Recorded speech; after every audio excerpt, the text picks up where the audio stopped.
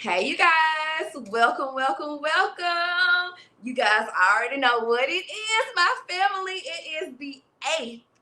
Say it with me, you guys. I want the 8s in the chat. Please drop the 8s in the chat. This is the 8th installment. Can y'all believe it? Started from the bottom, now we here. Okay, now for real. Put the 8s in the chat. This is the 8th installment of DreViews, you guys. I cannot believe it. Yes.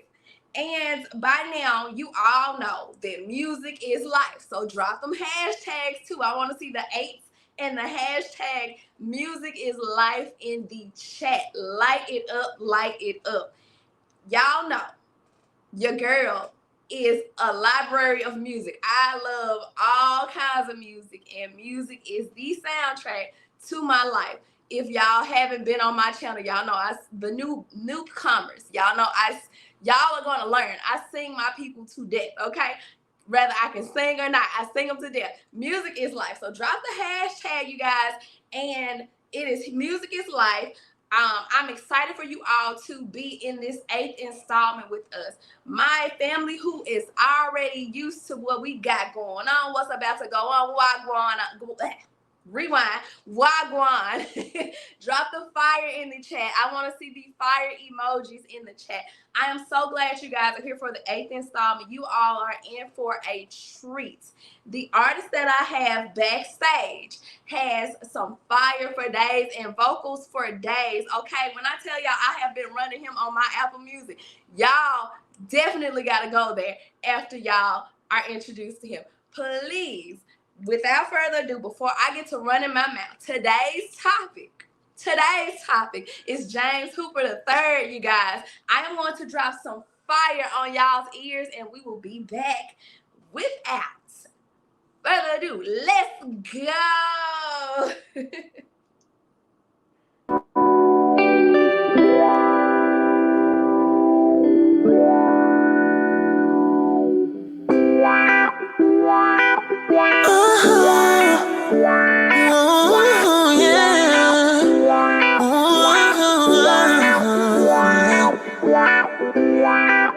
Things fall upon me and never down on you. Just tell me where I be, and would you be next to me? Would you be next to me? Would you be next to me? Would you be? Every time the sun comes up, even on the rainiest of days, I've been craving on your love. I wouldn't have it any other way. Keep it real, don't you feel?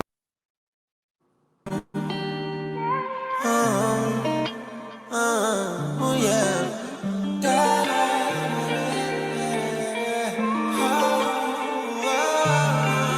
You can get so animated, but I'm always wanting you adjacent.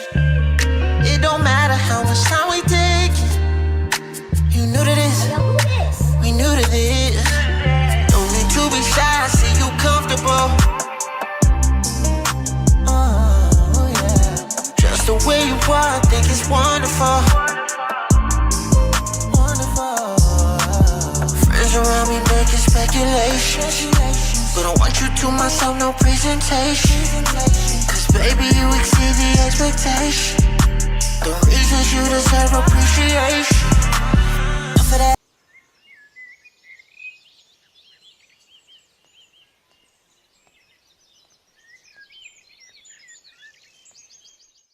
So you guys, I know y'all heard that heat. And if y'all haven't already, please drop the fire emojis and the hashtag music is life. I do not want to stall y'all any longer. Y'all drop that fire. Show this artist some love in the chat.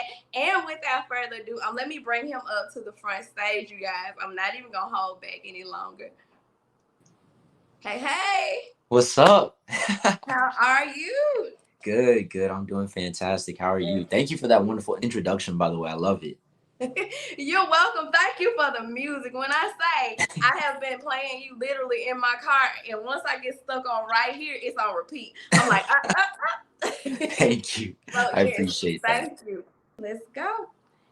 for those who do not know who you are outside of those vocals, that those amazing like visuals, just everything, can you give us your signature introduction if you have one, and then tell us where your artist name came from?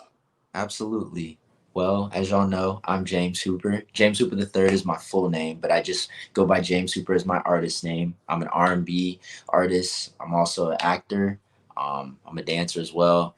I've done things all over the entertainment industry, just from songwriting, audio engineering. I've kind of stuck my hand in a lot of everything. My name is actually my name. It's funny. A lot of people think that Hooper is like an artist name. They're like, man, what Hooper? I'm like, nah, man. And yes, I do hoop. I do hoop as well.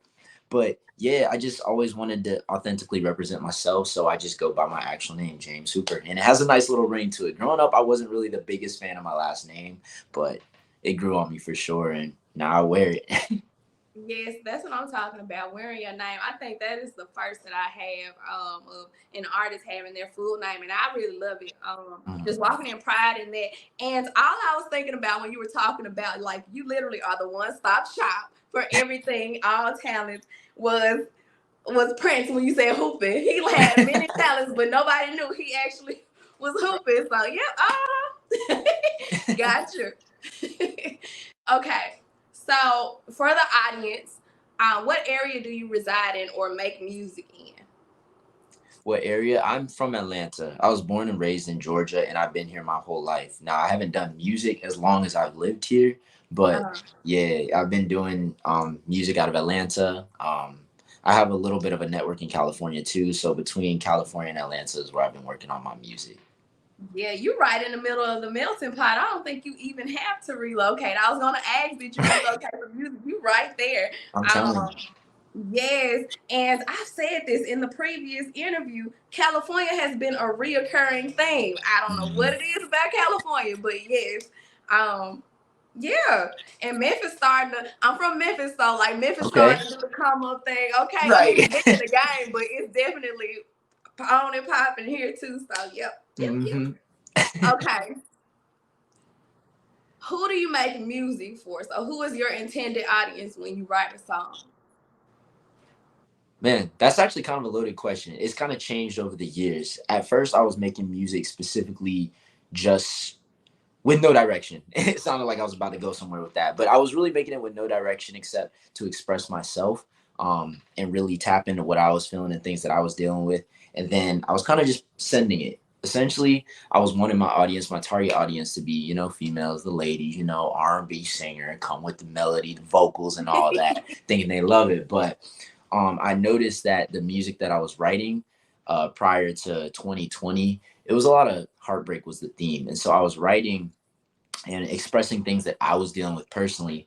And when I was looking at my demographics and my fan base and looking on Apple Music and Spotify and tracking where my fans were coming from and who my fans actually were, I realized it was a lot of dudes. And I understood why, being that I was talking about emotional things I was experiencing, not necessarily positively, I guess, addressing a situation. It was more like negative, heartbreak, things I was going through. So around 2020, I made this song called Say Yes, and that was kind of a shift in my music. It took it to a direction where I was actually talking about, more so the female, the beautiful things about them, the exciting things, the engaging things, the arousing, or the arousement and all that. And so that's when my fan base really became females. And this year, especially 2023, all my records that I've been dropping have been explicitly, praising, showing love, uplifting, more so radiating the spirit I have compared to things I'm dealing with. So yeah, now I feel like I'm targeting my actual audience, the audience I'm trying to reach. And that's females for sure. Trying to capture hearts this year. That's literally what I started saying at the beginning of the year. I'm like, this year I'm coming for hearts, man. Yeah, I have two things that I heard out of that. Hopefully my mind doesn't take me over there. I heard you say that you want to capture or radiate the spirit that you are rather than what you are going through. I'm going to take that and write that in my notebook because I think all can use that. That's a little nugget, y'all. Key to life. What you just said. That's a key to life. Definitely not focusing on what you're going through. It passes. It definitely passes. Just not allowing it to take you down there and take your smile. I always say, don't let life take your smile. And you also, you were talking about your target, like a lot of guys were listening to your music at one point, and then you like specifically have been trying to target, you know, women. You coming for the hearts or whatever. And I was thinking, you definitely put me in the mindset, and I love these artists. I listen to them all the time, like 1111, Never Back Down Young, NBDY, you know, all of them. Like, what's it? I was Brent Fayez in a way, and like just all of them. You just right there. I love you right there. So yeah, you definitely have a mixture of audiences, because I know a mix of people listen to them, and I definitely can get there from just listening to your music. So, yeah. So I'm gonna try to put you on the spot. Oh, go for it. Surprise. So as we all know, to perfect the craft, you have to work on it consistently. Sometimes you start from the bottom. I said that. Started from the bottom, now we're here. We're on the 8th installment. I've been working on my craft on this, and I know you have worked on your crafts for years. So I'm going to play a clip of you that I dug up. Uh-oh. I feel like I know and then I'm going to ask you the following question. You ready? Okay. Here we go.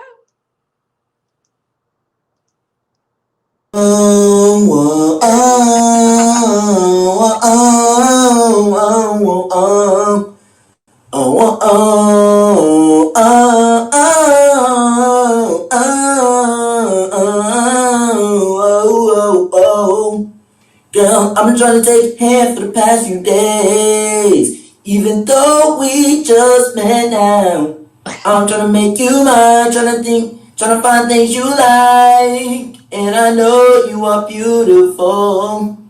So come with me and take my hand, and I'll take you away with me. I'm here for it. Okay. I'm here for it. Okay. I grabbed that because I was like, first of all, the fact that you posted it and you was like, you wanted to show. I saw you saying this is not verbatim. You just want to show people where you came from and to show them to keep working on it. Keep working on it if you're passionate about it. I grabbed it because I'm like, that's something that I live by myself. And I'm like, let me just put this up here. So, how long have you been practicing your craft? I see you've been coming for hearts for a long time. Yes. From this video, but how long have you been perfecting it? This is year 10. I'm 27 right now. That video was when I was roughly 16 or 17. And I had just started. I've been doing music like passionately since that age. Was I where I am now? Clearly not. Was I even good? I like to think I wasn't. But it was something that I wanted it enough because I was really shy. Like terribly shy. I'm still really shy. People get it misconstrued thinking that because I do this, that in person I'm just happy-go-lucky, confident, step out in an audience of people, and I'm just like, woo! But I'm still very, very low-key. Around people I'm comfortable with, I'm more outgoing. But yeah, it's been a 10-year journey, and that video was taken when I was just, you know, on my old chunky dinosaur laptop. I was just singing in my room, thinking I was like, you know, I was it. I thought I was gonna get signed when I was making that video, and that's what's mind blowing to me. Is back then I really thought I was just there. But yeah, I actually initially started out by dancing. I started out music production, so beat production. That led me into dancing, and then I wanted to sing, and it kind of all just rolled together. I like to say that was God's plan, you know, because the way it orchestrated and lined up just wasn't what I saw for myself. But yeah, it's been a 10-year journey. I'm self-taught. I just around the house, sounding terrible around the house, till it eventually started to click. Things got better, but it was just that dedication, that knowing it was something I wanted. Like I was showing friends all my stuff when I was back that young, the beats I was making and the vocals I laid to them. And I remember vividly, two of my friends I showed like my first song ever to. They literally bust out laughing in my face, and one of my homies was like, I mean, I really like the beat, but he had nothing crazy to say about my vocals. So yeah, it's not been the most glamorous journey, but that's what makes it so much more worth it when you can look back, reflect, and be like, this is what my hard work and effort brought me to, you know? But it's definitely been a long 10 years, and I feel like I really fell into my sound about 3 years ago is when I was like, okay, I know I got it. But yeah, it's just something that, yeah, it took me a while for sure, especially really having no guidance. I have a family member who plays piano. She's a vocalist as well. And I think the only tip I really ever got was from her. And she was kind of telling me technique for how to breathe and stuff like that. But otherwise, like I said, I just sounded bad and kept sounding terrible and awful until it started to sound good. And that's why I really believe anybody can do anything they want. Now, how far you can take it, that has to do with a lot of outside factors, but you can sing, because most people like, oh my gosh, you had to have a natural talent for you. And I'm like, look at this video right here. And yeah, just a testament though, like you said, that's why I love sharing stuff like that, being vulnerable. And it took me forever to want to share that video, but it was like, I think a couple of years following, when I was like, okay, I know I don't sound bad now, so now it's at a point where I can show it and people aren't thinking, bro, you still sound like that. It's more so there's been a transition, there's been growth, and now it's something nice to reflect on and use to inspire. So It's like the Tiana Taylor that rose in Harlem, grew out the concrete. It mm-hmm. wasn't sweet at first, but it is now. Like Right. literally. And I definitely, it resonates with me what you said about people think that I have this big personality in real life. I was a shy kid. And like you said, it's like when you get around people, I'm comfortable with this, so I can easily do this. I'm not in front of I'm not in front of a big audience. When I'm comfortable around my people, I'm comfortable around them, and so then that's the big personality. I definitely can relate to that. And I'm glad that you kept pushing. I'm glad you didn't just give up when somebody, complimented the music rather than your vocals. I'm glad that you did not, like, just that resilience in you it takes anybody far. And the biggest thing is just being consistent and not stopping, which you got it. You got it. So yeah, here we are. So who are your influences to do what you do? Do you have like an artist, your favorite artist, a family member, or a life experience that influenced you to do what you do? Man, I got some artists, man. My top artist, mad controversial. Oh, Chris Brown. Chris Brown is my biggest inspiration. Okay. Chris Brown, as far as his talent, unmatched in my opinion. Like I don't really care how people perceive him, but you can't deny his talent. Like you just can't deny somebody who's talented. Somebody like liking somebody and idolizing who somebody is compared to what they can do is two separate things. And so he is my idol as far as what he can do. I've never met the guy. I don't know him personally. You know what I'm saying? And we all know how media works. They make you see what they want you to see, and the story gets twisted. So as far as my biggest inspiration, Chris Brown, I get compared to him a lot. Not necessarily my sound, but the way I do the layering and the type of music I make and the way I make it, especially when I dance in videos and stuff like that. People are like, yo. But Chris Brown is my biggest inspiration. He's my biggest influence as far as the things I see for myself in the industry. I started doing music. I'm not sure if you know an artist named Jacob Lattimore. He's now more of an actor. Yeah, he's so much more of an actor now, like The Shy, all the movies he's been in. I can't even start to listen, but I know he's been in Maze Runner, a couple movies. House Party was the biggest movie he's in recently. But yeah, Jacob Lattimore is actually the reason I got started. I was 15 and I was sitting at home watching YouTube videos. This was circa Mindless Behavior, Diggy Simmons, all those artists. And Jacob Lattimore was one that stuck out to me. And I guess I just saw a lot of what I wanted to do in him. But he's a year younger than me. He was a year younger than me back then, still a year younger, clearly. But he was a year younger than me. And I saw his song, Nothing on Me. And he was in here dancing and singing.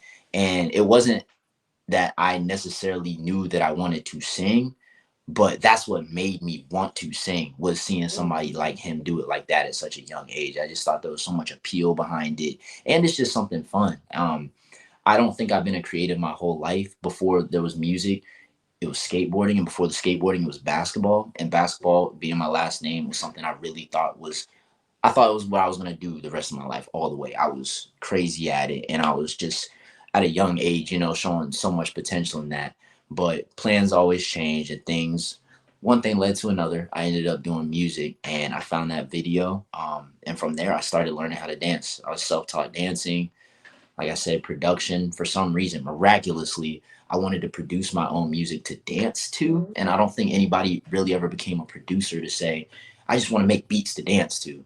But I went to this like this convention. It was called the Fame Convention, and they had like a couple panelists, and they spoke on what it was like being in the music industry. And this is when I thought I wanted to be a producer, and I just danced for fun. And they're like, the one thing about being a producer is don't expect any sort of shine. Like the money and the paper is in the behind the scenes, but you don't get that shine and recognition. That's no upfront deal. Like you're gonna be in the back and nobody may ever know who you are. Some of the most great, like TZO, like Chris Brown's engineer. There's just a lot of names that these are the people behind these records. Like the artists are dope, but there are people behind the records making the records. And so when I heard that, I just was like, all right, I want attention. Like it's ironic because I've been a shy kid, but I wanted the attention, the spotlight, wanted to be up front. And that's initially why I started music too. It was with a different purpose and intention in mind. It was more so for the glorification, I guess, for lack of a better word of it, the appearance, what you think you're gonna get out of it. And so I was simply doing it for attention. And the more I did it, the more I just fell in love with doing it. And so that went out the window. And as I'm excelling in this, it got to the point where it's like, man, now I just love to do it. Like, and I'm realizing that I'm good at it too. And the more I, like you said, the more I keep going, the more I keep evolving, the more I keep transforming, the more I'm in different rooms with different artists, getting exposure, being in different areas, arenas of life. It just was something that stuck with me and never left. And yeah, I kind of done all, like I said, all over the entertainment industry. It was just, I walked my way around circles and circles around what I wanted to do until I landed right on that target. And I feel like that was the music, because I still do all these things, but it's not like I'm out here at dance studios all the time. It's not like I'm out here acting like I used to, but the music is, man, that's like my first love. And I really fell in love with just singing and just performing. I'm a whole different person going on stage, like, shy behind the scenes, but light up when you have that, captivate the audience. What's so appealing about music to me is the fact that you're so in control of how people feel, and it's really up to you. And there's so much power in that, not in like a negative connotation, but there's just so much power, and you can really make or break somebody's day. And a lot of the time, I have people that just reach out to me and just, it's like, bro or sweetheart, I wouldn't have even imagined that was the type of impact I was making on you. Simply just telling my story and preaching about things I'm going through in the music that I just love to make. So once I started getting that reaction, it was almost like validation, you know what I'm saying? Because we can find so much validation in ourselves to do things, but we can really only get the validation we need from God.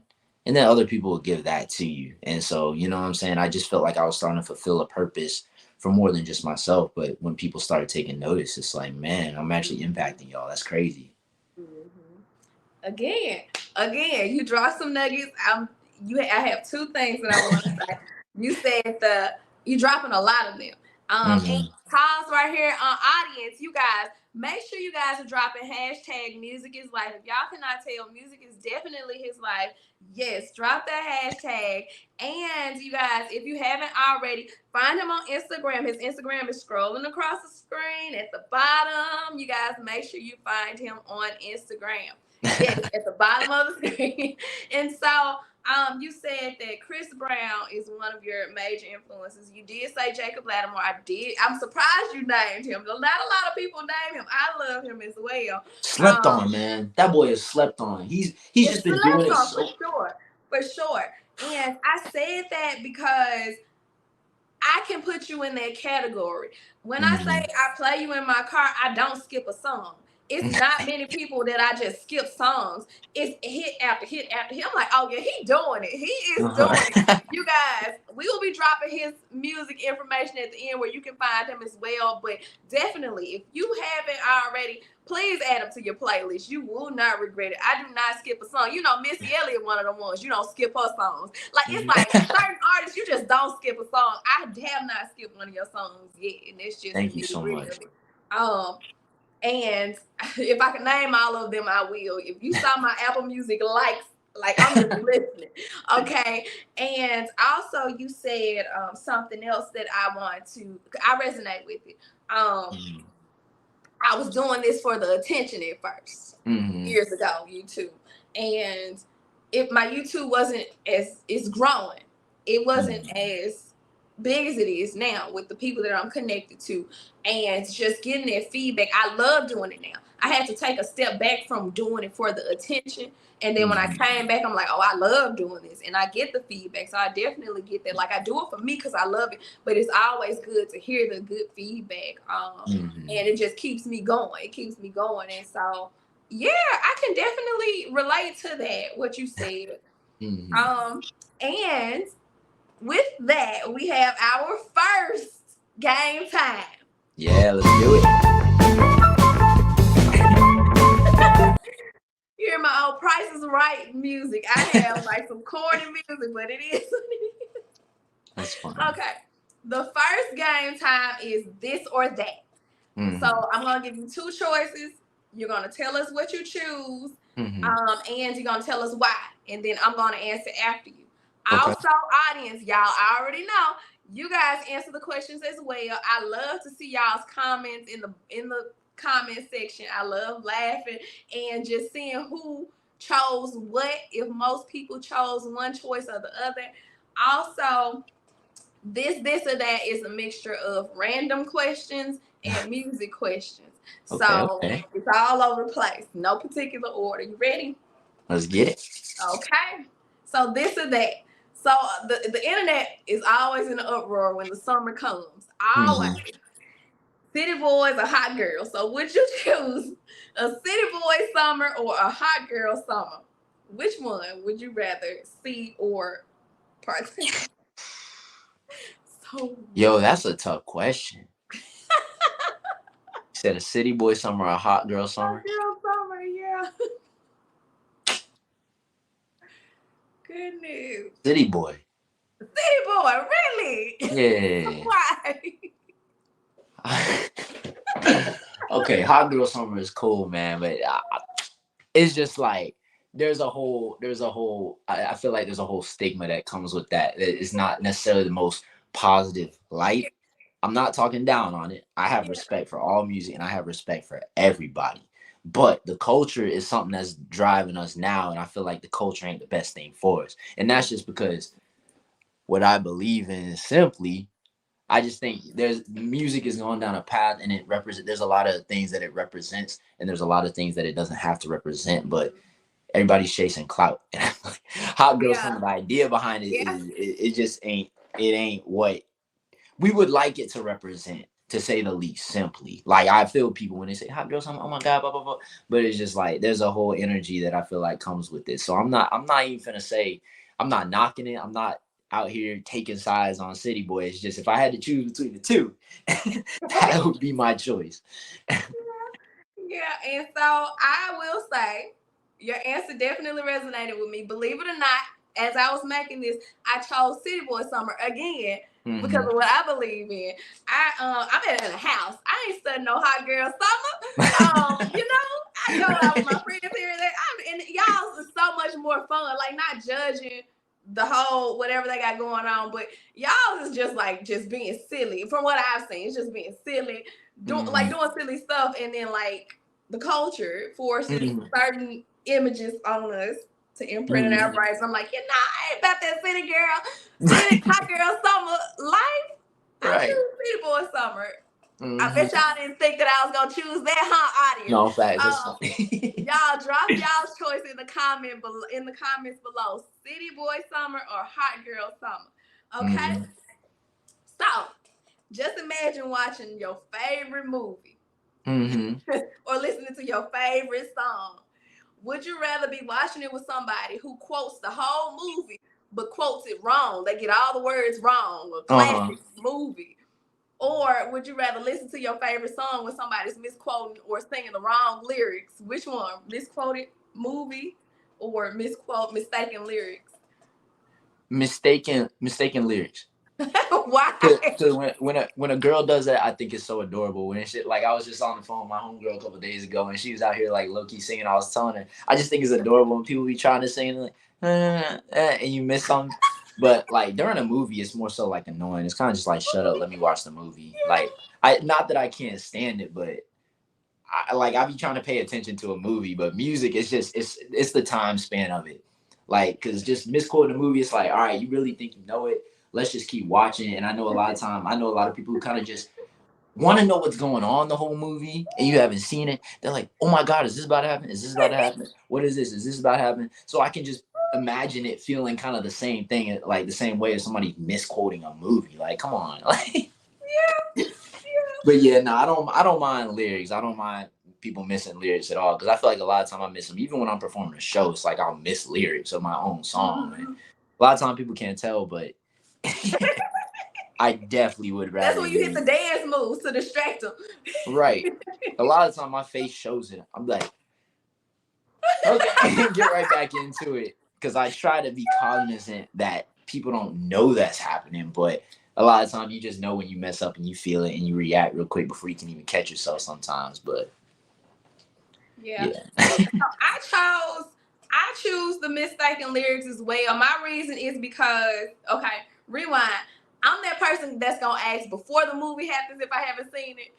What's gonna happen? What's the genre of this? What do I need to expect? But then I get annoyed if somebody telling the whole movie. But I will say, if I'm watching my favorite movie, I'm gonna say every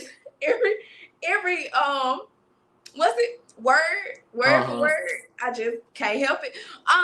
But I will choose mistaken lyrics because I think all of us do this. We do our twist. It's been songs that for years I've been saying the wrong lyrics, and I'm finding out now. I'm like, oh, it didn't say that. Right. Oh, okay. And half the time we don't even know what they're saying. We kind of just go through it and just listen, and then you finally pull up the lyrics on Genius or on Apple Music. You're like, there's no way that's what they were saying. Like, I can't believe that's what they were saying this whole time. Like, that happens for me a lot with one of my favorite artists, Lil Baby, too. Lil Baby's one of my inspirations as well. Just, you know, I had that rap album, Elevate, too, and that was me bar for bar. But a lot of the time, man, I'm listening to him, and I'm just like, yo, I know you didn't say that. Like, and I don't consider him a mumble rapper at all. Like, I think lyrically he's so intelligent.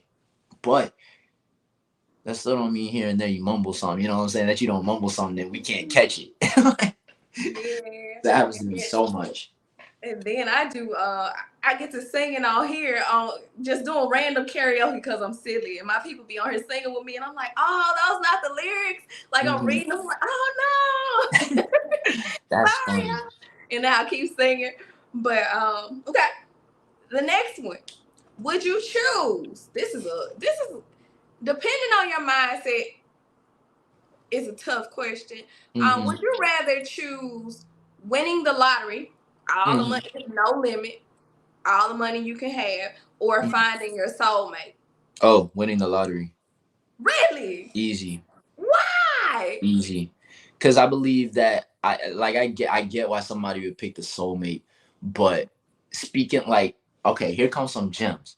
Y'all don't need nobody to make you happy but yourself and God. You don't need nobody. So if you're out here and that's something that you place heavy emphasis on, and it defeats you or depletes you, that you're looking for somebody and trying to find somebody, and you have this set idea that it's going to be a soulmate, I feel like you got to start rewiring things in here, because it's 2023 and the culture is different. It ain't easy it's not like people are just, open book about who they are. And sometimes you'll be with somebody 1, 2, 3, 4, 10 years down the line. That's why divorces happen, because people don't know people. You still don't know somebody. So I can understand why people want to vouch for a soulmate, but I feel like people will come to you with the right energy that you're looking for, as long as you're set and know what you got going on and are confident in yourself. So me personally, I deal with a lot more insecurity financially than I do with worrying about who I might be with. Because that, I feel like the meeting people thing, and this comes from somebody who's had low self-confidence before, I feel like this is a revolving door. But, oh boy, when you're battling for that job, or you're out your job, lose that money, your car goes out, literally, Drea, we've been chopping it up back and forth about the things I've been going to. Money brings a certain amount of peace. Yeah. Finding a soulmate brings a certain amount of peace. But I was at church last night, and he said it best. You need money to eat. You got to work for it. You know what I'm saying? You got to work to put food in front of you. Yeah. Like, God is there and God will continue blessing you, but you got to put forth some sort of effort. And so working is something that you'll always have to do. And yeah, I just feel like out of the two, it'd be more of a relief not to find a soulmate, but to know that I have millions to, establish Yeah. people around me to, if I moving forward have a family, they'll be protected. So yeah, it's Yeah. just the amount of stability that comes with it. And I guess that's me personally, and it really depends on who you are. Because I know some people where all the money in the world wouldn't matter, but you really don't think you're ever gonna be lined up with somebody, or like you'll never feel that alignment with somebody. But me personally, I felt that a number of times. And when it goes snip, when somebody goes snip, snip, it's like, all right, yeah, I feel it, it hurts, whatever. But there's a million and one other people out there. You know what I'm saying? So yeah, soulmates are everywhere, and I don't believe in just one. I believe there's a lot of people you're compatible for, and I believe to have a healthy relationship, there's a compromise, and you just gotta find somebody who's willing to meet you right here, because you can't be one person in a relationship. It doesn't work with just one person. That's the problem. Don't even get me started on that subject. But that's You just the look. problem. That's the problem with a lot of relationships now, is that people want to come as they are and they don't want to change, and y'all both have to change. That's the point, is y'all are coming together, y'all are unifying. You can't just be yourself and be stuck in your ways and feel like this is who I am. If you're not accepting it, then whatever. Because if one person's feeling that way, imagine if both people are feeling that way, nobody's changing. But if one person on the other hand is willing to change, and this one person is not, this person can do so much changing, but there's always going to be this person who's not letting go of the things that are causing issues. So I just, between those two, man, I would have to say that finance, man, because having money, that's something I could handle do on my own, handle on my own. But relying on somebody else as far as like soulmate and stuff like that, like there's just a million and one personalities, and that's something like at the end of the day is like, yeah, there's a bunch of people out there. There's just a bunch of people out there. There's a bunch of money out there too, but one is easier to find than the other. And I just don't think nowadays finances are the easiest thing. The world is Yeah. changing that. It's just becoming more difficult as we grow up. Even though generations before us were dealing with stuff, it's like it's hitting different now. There's a lot of things going on in the world. There's a lot of things going on in front of us, but a lot of things going on above us that we are just unaware of. So if I was trying to choose one right now in the situation we're in, I'm not looking for, what I'm saying? I'm not looking for somebody. I'm not trying to go out with somebody. I'm trying to align myself with God. And if I can get some money from the lottery, yeah, that's what I'm gonna do. Yeah. So, see, now he did drop some gems, y'all. Definitely, I think I know a lot of women that I'm aligned with in here probably are going to relate to you on that. See now, look, you dropped some gems and maybe change. Look, I want to change it now. I chose, I chose soulmate. So the reason why I did choose soul, see, this is crazy. Mm-hmm. Lord, you got me read. Look, that's good though.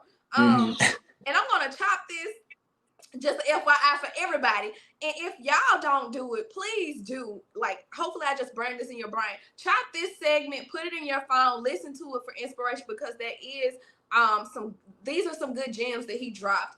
And I said soulmate only because I have experienced losing. So like you have your people that you just hit up. You got your go-to in the city that's gonna pull up on you. It don't matter if it's relationship, just friendship. I've lost, and my people on here, I'm very transparent with them. So I'm like, dang, I just want my people that I just click with. And people do come, but it's hard to have that bond with them the way I had with the people that have gone. So I chose soulmates, and not saying soulmates as far as like relationship, but just people that you just click with, that you can go to, for that simple reason alone. But I definitely see where you're going with the money, and like just hard times come. You never know. Hard times come. When they come, they come. I think I've been transparent with this. If I haven't already, I've gone broke twice before in my life, throughout my 20s. And I don't want to go back there. Like, when it comes, it comes. And then it's like, God, I joke about it on here, but it's the truth in my life. Like, he is the fifth quarter God in my life. He ain't the fourth quarter. Like, he come through right at the last minute. He comes through in the fifth quarter for me.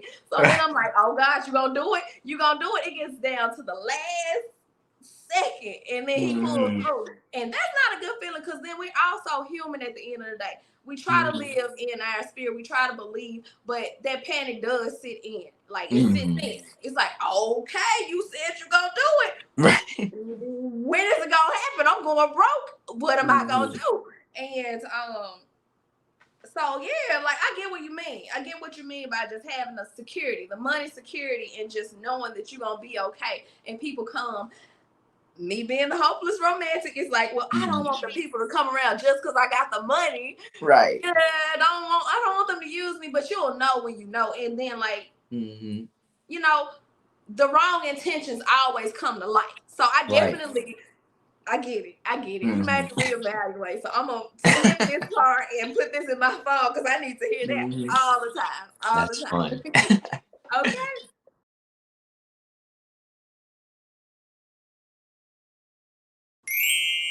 For everybody who is just joining this interview, you guys, I'm going to drop some hot heat for your ears. Y'all, listen up, and you will not be disappointed.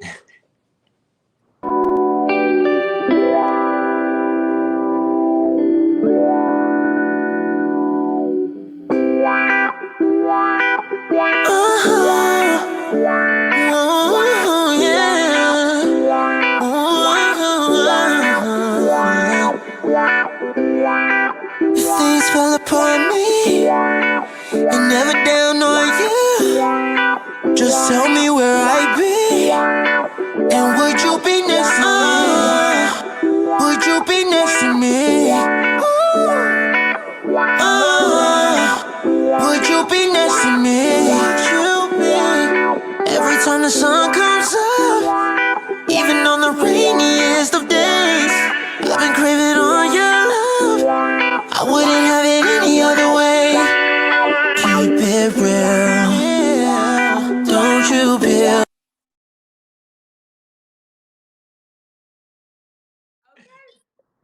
Okay.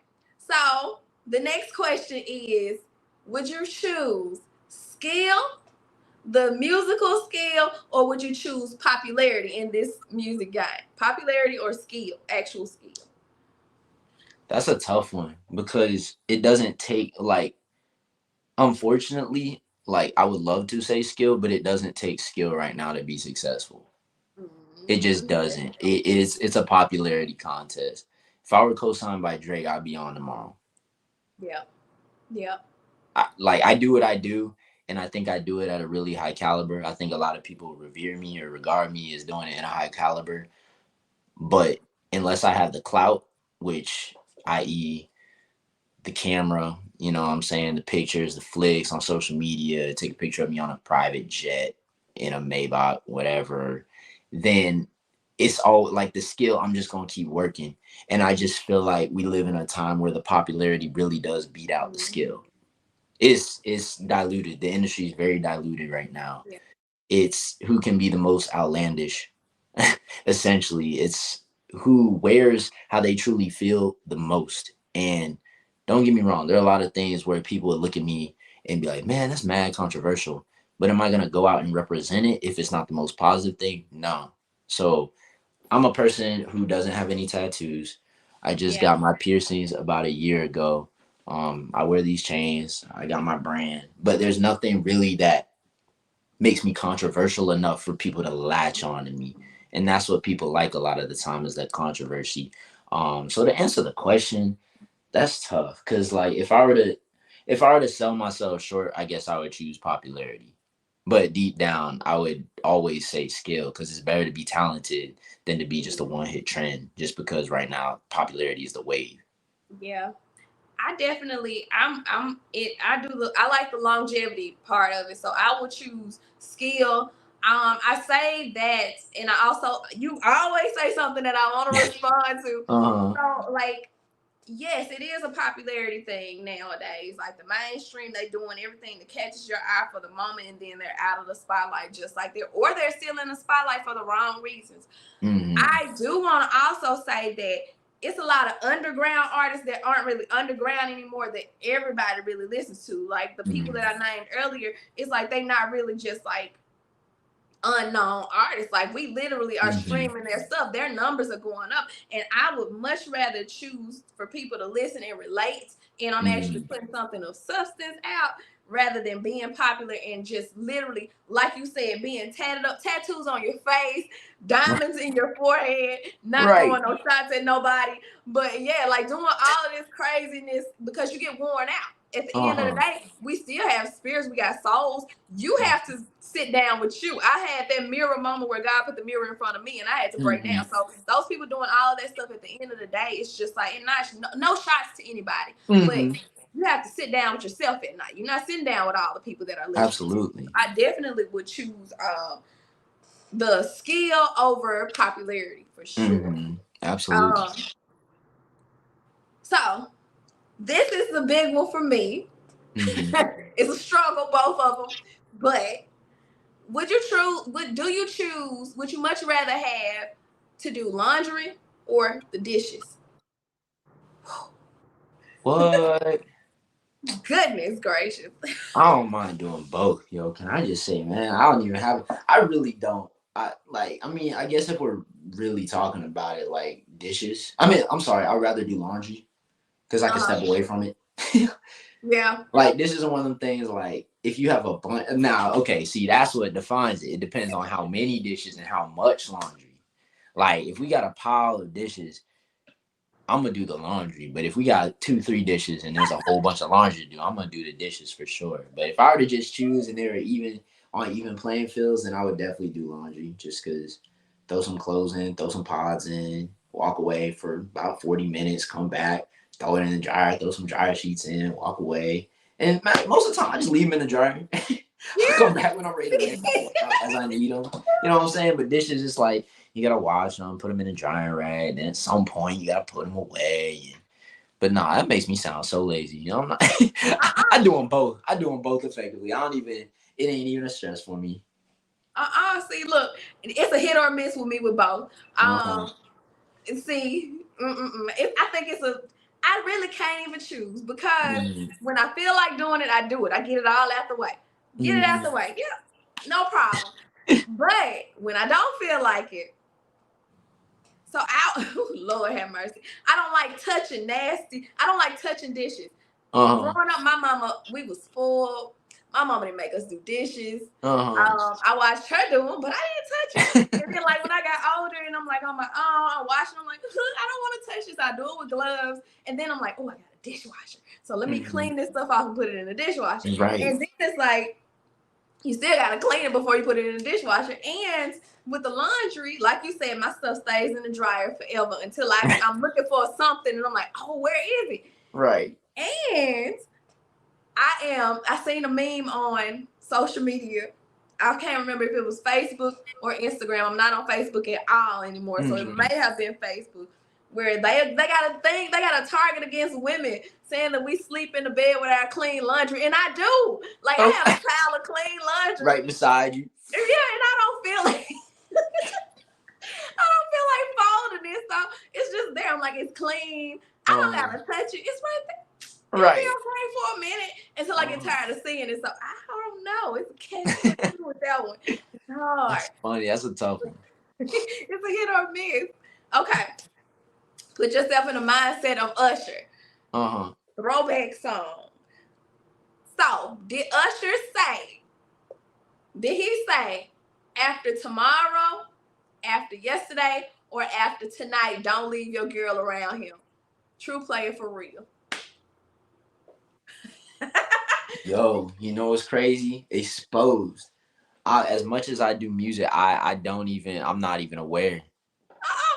Okay, so like people hate that about me. That's one of the things I've been clowned. I go to studio sessions and they'll be having conversation and I'm just like, yo, as much as I like to do it, I don't really listen to music until somebody shows me. I grew up listening to jazz. My parents played in the car, whatever. When I was in middle school, I was listening to rock. I really dove into rap around high school, but I missed the whole early 2000s. Like, okay. So you guys, it is. If y'all haven't already dropped it in the chat, it's after tonight. He said after tonight, don't leave your girl around me. True player. And what song is that? That song, what song is that? You Don't Have to Call. Usher, you don't have to call. Okay, see, I know the song. I couldn't tell you how it goes melodically, anything. And I know people. That's gonna be a dock on my points. That's okay. Okay. So, question: the next this or that. Would you rather sleep with the bedroom door open or closed? Closed. Okay. 'Cause Why? I don't like thinking something walking through my house finna walk straight through my bedroom open door. Yeah. Simply, I feel more comfortable with it closed. Yeah, I choose closed. I lock my bedroom door. I don't play, and I'm the only one. Look, I lock my bedroom door. Who coming in here? Nobody. Right. They have to fight to get to me. Okay. Mhm. And I sleep deep, so then I have time to wake up and get myself oriented. So, Mhm. Okay. I feel like that's like I feel like a serial killer would sleep with their door open. Right. I'm telling you, but also like it sounds bougie, but just to regulate the temperature in the room.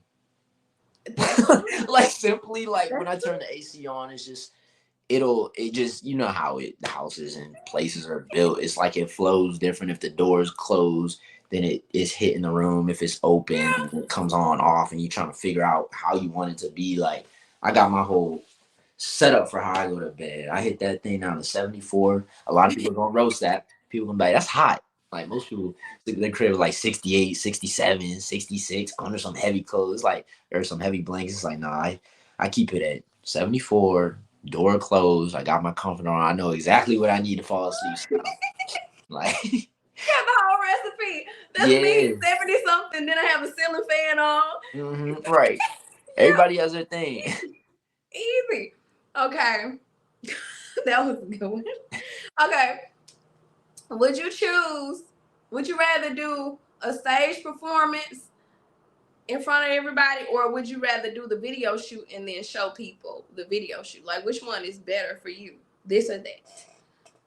I really like both, but I really like being on stage. The reason I like having a video is because I like the footprint of it. Like that's why one of the reasons I started doing music too is because I want to be able to leave something here, and I love the fact that I can go back and watch what I've done, just something of what I've done. Because a lot of things like they show results and you leave something, but it's like for a business, and once you're out of that business, nobody cares about you. You know, you could have been the best CEO they ever had, but then it's time to pass the baton down, and in 2 years you left nothing. You left the work to show for it, but nobody's worried about what you did. So I like videos because they leave that stamp, that footprint, and that's something that nobody can ever take away from me. That's my stamp I've left, and that's on YouTube. And you know what I'm saying? Even in films and movies, like that's the one film I was in, A Question of Faith, that came out in 2017. Okay. And yeah, that's just something where I can go back forever and go on Netflix, pull it up, have the DVD, and that's just a footprint. It's something I have to show my kids of just things that I was doing.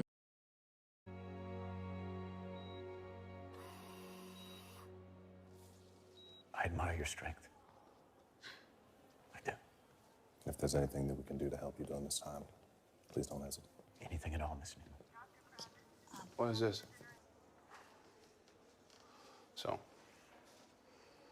are you suggesting that I donate my son's organs?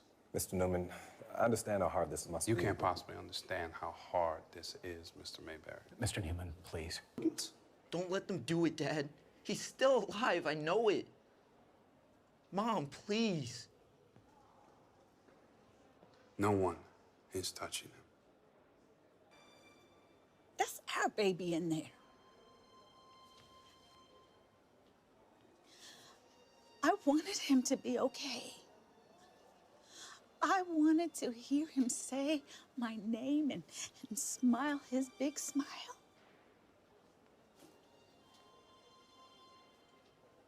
It's not God's plan. God's plan, Mom? He's right. This can't be God's plan. He's only 12 years. We, of all people, know we can't question his work. But I love being on stage, and I love like the presence of it. So if I was really choosing, I would say performing because I love to feel that organic energy. I love being right in front of people. I love lighting up a room. I love, yeah, just the interaction of it. It's a lot more personal to be in front and on stage with people.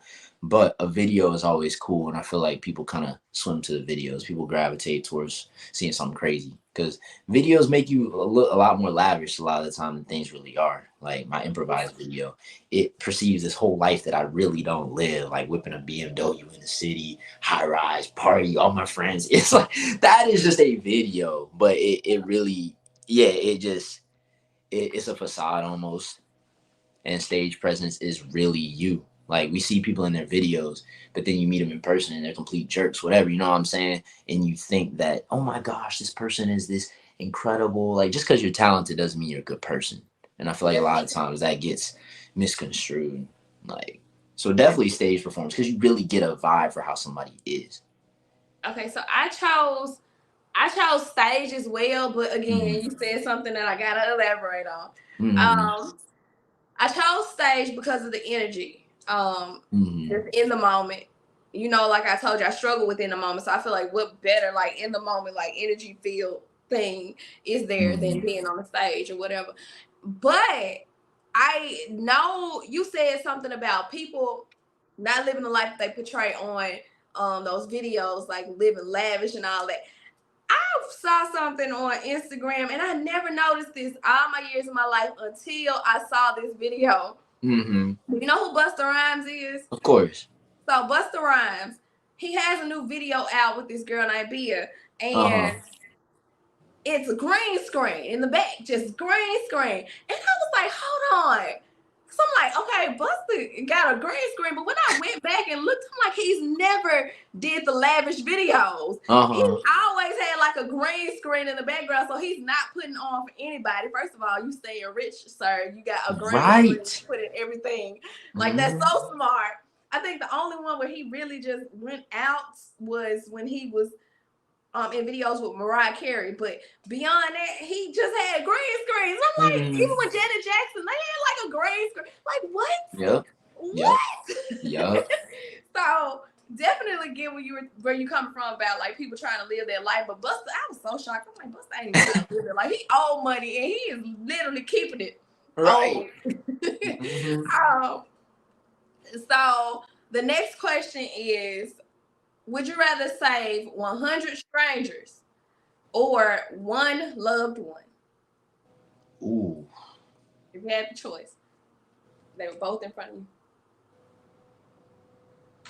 I'd have to ask God on that one. Yeah. That's crazy because that's just one of the ones, it depends.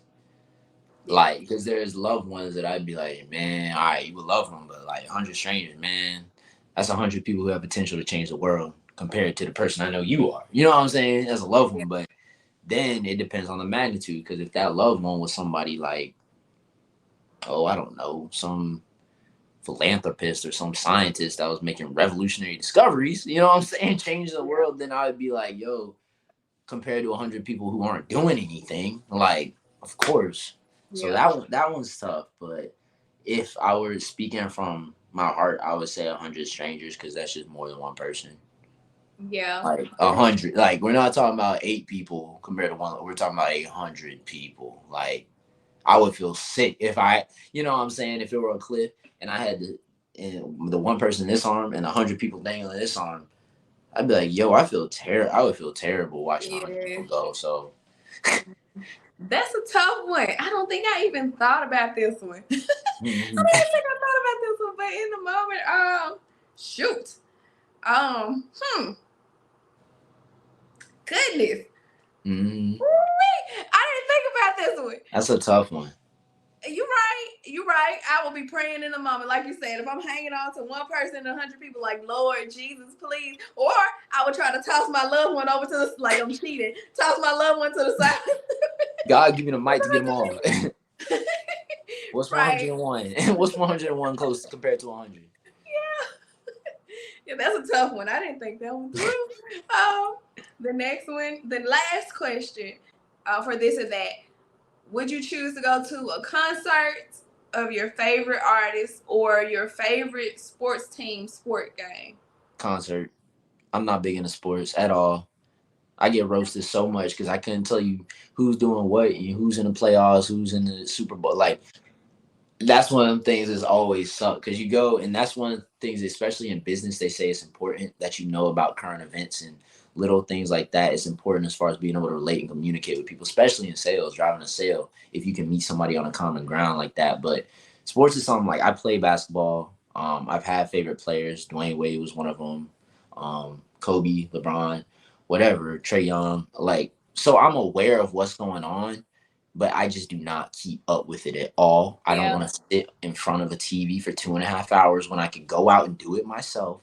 I don't want to sit here and watch some people play. It just doesn't intrigue me. Like, I'm not trying to dock anybody for watching sports. I'm not trying to dock anybody who likes to play video games for hours. I'm not trying to dock anybody who likes Netflix, watching TV, whatever. But that just is never, it's not been me. Like, at the end of the day, in my downtime, I might sit down and, you know, watch something for 30 minutes, an hour, but I'm not even watching it. I'm sitting there and it's just on and I'm on my phone. I definitely, I would choose a concert. I like the energy. I used to try to get into sports, but that was years ago when I was like dating a guy that was into football, and I was like, I'm trying to learn to play. I don't know nothing about no sports, none of that. Every time Super Bowl comes around in my job, everybody got on their jerseys. They have like the spirit weeks, like, where your favorite football team? Right. Like, they ask me like, what's your favorite sports team? And I never say my favorite. I'm like, well, I know the Patriots and the Green Bay Packers. They like, what's your favorite? I'm like, oh, and the Giants. And I'm just naming teams, but I don't know who's good, who's not. I don't know. Right. I just will be watching them toss a ball down the field, okay, in every sport. Like, okay, ball. That's So fun. yeah.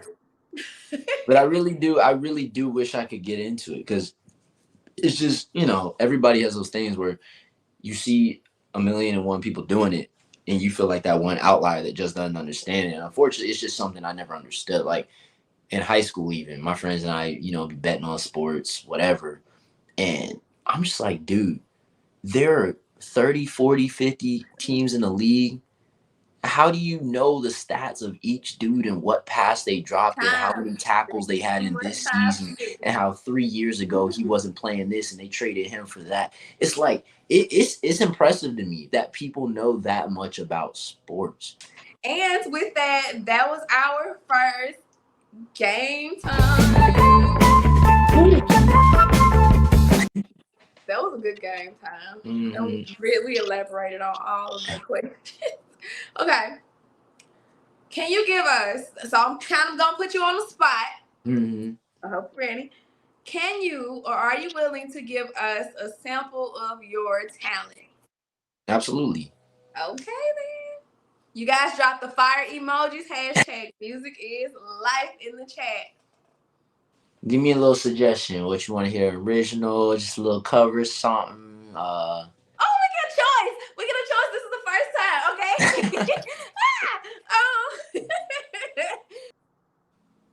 Well, maybe a cover. Okay.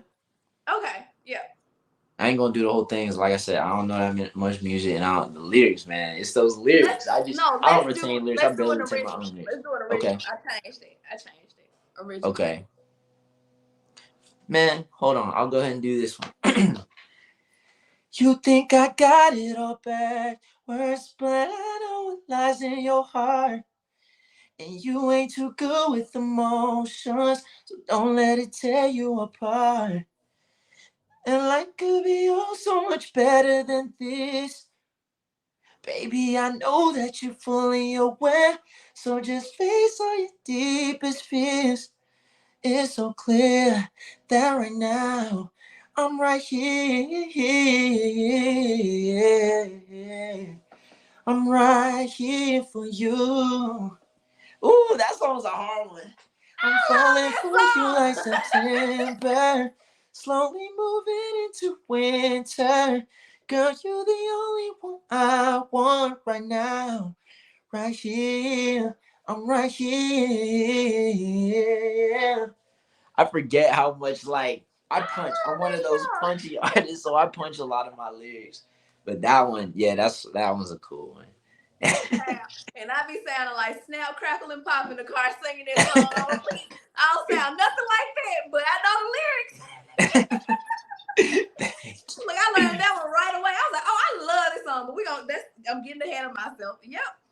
I will say the Ladies, song that I do sing really well. Ooh, yeah, ooh, yeah, yeah. Baby, I just don't get it. Do you enjoy being hurt? I know you smell the perfume, the makeup on the shirt. You don't believe his stories. You know that they're all lies. As bad as you are, you stick around. And I just don't know why. If I was your man, baby, you never worry about what I do. I'd be coming home back to you every night, doing you right. You're the type of woman, fist yes. full of diamonds. Baby, you're a star. I just wanna show you you are. You should let me love you. Let me be the one to give you everything you want and need. Baby, good love and protection. Make me your selection. Show you the way love's supposed to be. Baby, you should let me love you, love you, love, love you, babe. Hey, I be clowning, but like, yo, ladies, you can tell I don't know how to ladies, read like we that. gotta What's lean up? forward and rest it. Ladies, drop that fire emoji in the drop the fire emoji. We got a 2 for 1. I've never gotten a choice to choose which I need this show always y'all are some prepared. You redemption. like, oh, your choice. What? I feel like a kid in the candy store. And we got 2 songs, y'all. We got the original and we got a cover. So y'all drop the fire emoji. My jaws hurt so bad. I'm like, oh my God. Oh my God. Thank you. I sound real country right now. Probably got my sentences, run off sentences. I'm gonna tell you it is what it is. Y'all, hashtag music is life. Drop the fire for James, y'all. Drop the fire for James. I can't believe he gave us 2 for 1. Thank you. I had to redeem myself after the first one. The first one, that was such a risky choice. I was like, yo, why am I midway through? Why am I choosing this song? Like, that's one of my most dynamic songs. Yeah. Like, for real. Like, I wasn't, when I sang that song, I wasn't even ready for it. Like, I feel like Right Here was mad ahead of its time. Because, as you know, like, yeah, it dropped the first of 2021, but that song was something I did. I think August of 2020 is when I started that song. And the whole I'm falling for you like September, especially the slowly moving into that was like when I was singing, I was like, it was That like the was auto-tune was good. carrying me on that. But of course, as I've known the song more and performed it, I've gotten accustomed to that flip. But that song, the dynamic of it was mad challenging when I recorded it. And there are things I hear now where it's like, man, I would have, if I were to do that song now, I would have really did it up. But yeah, I love that record. That's one of my favorite records. And every winter that comes around, I'm like, it's that time again. So, thank you. I'm cheesing. Ladies, hashtag music is life. Drop the fire emojis in the chat. Okay. Get it together. I always gotta talk to myself in the middle of the interview. Get it together. Okay. How old were you? So the theme of this is music is life. Music is literally the soundtrack to my life. If it wasn't for music, I probably wouldn't even have been sitting here before you today. Music gets me through. Mm-hmm. How old were you when you realized that music was life for you? 17, when I started, it was the one thing. Oh, I can't even say 17. I feel like when doors started opening up for me, and that was when I was 18, 19. Like, I knew I wanted to do music and everything. As they say, God really shows you where you're supposed to go if you just really open and listen. So I feel like it wasn't really me, but things started falling together out of my control just miraculously. Like the first performing arts school I went to, that was something where I walked in the day before they were having auditions for their 2013, 2014 company. And I never sung in front of anybody. I was that shy, not in front of my mom, like no one. And I auditioned the next day. I performed Fine China by Chris Brown. Barely knew the lyrics, been practicing it a cappella. So the moment the beat came on, I was like 2 whole octaves lower and I just couldn't figure out how to do it. So I feel like I butchered the audition, but by the grace of God, I was placed in this company. I performed, went to nationals that year, performed Michael Jackson, Man in the Mirror. I was the lead on it. And so that really brought me out of my shell. I was there to perform it. And that's just something I had never done. And that's when I realized, man, I got it. This is something I want to do, because I just fell in love with the process of it. And I really ain't even been in a studio like that yet. It was just like I've been performing and just singing and doing this and that. But yeah, honestly, when I was 18, 19 is when things really started to set in. That's when I started acting. Mr. Danny, shout out Mr. Danny Lucci over at RISPA. So performing arts school here in Atlanta. He was like, so what do you do? I was like, I sing and I dance. He was like, what you gonna do when you're not on tour making music? And I was like, man, I don't know what you trying to get at. And he was like, you need to act. So then I got into acting, and by the grace of God, I got my first agent when I was 19. I had never acted before in my life. I found this agency that essentially put you in front of agents. They're called 21st Century Entertainment. Heard one of them radio ads. It was Disney, or it was on not on Disney, but there was a radio ad, and like one of the ones you think is corny. You know what I'm saying? They're scamming kids out their money.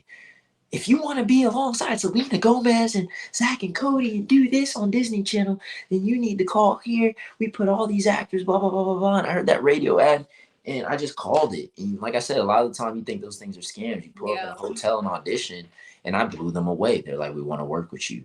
And what they do is they have showcases biannually, twice a year, and they put you in front of agents. You do like a couple workshops. They gear you up, prepare you. You practice, recite a monologue in front of 6 or 7 agents. So you're getting the direct connect in front of them. And the first showcase, got a couple agents call me back, didn't land an agent. The second one, I got signed on the spot. And by this, it was called Babes and Bows at the time, but I forgot what they changed to. But I think maybe B&B. I don't know what they were called after.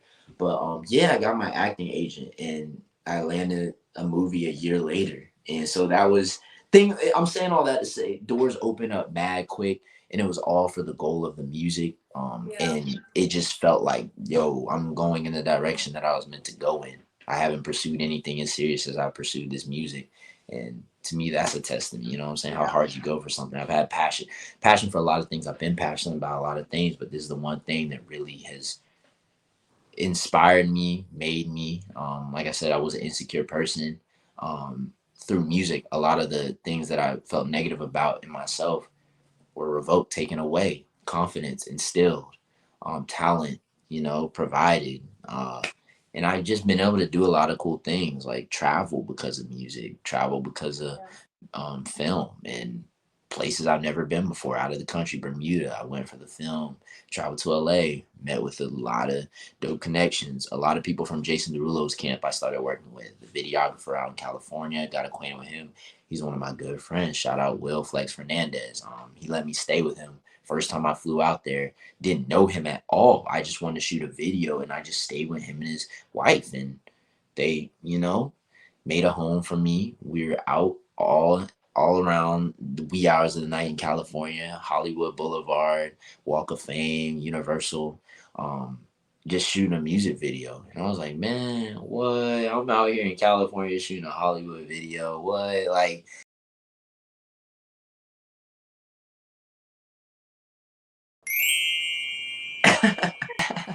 So, for those who are just joining, I am going to allow you guys to feast your ears on some fire from James Hooper. Y'all, make sure y'all hit him up on Apple Music.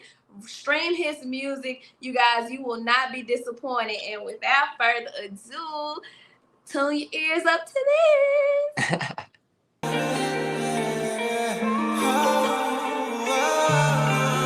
You can get so animated, but I'm always wanting you adjacent.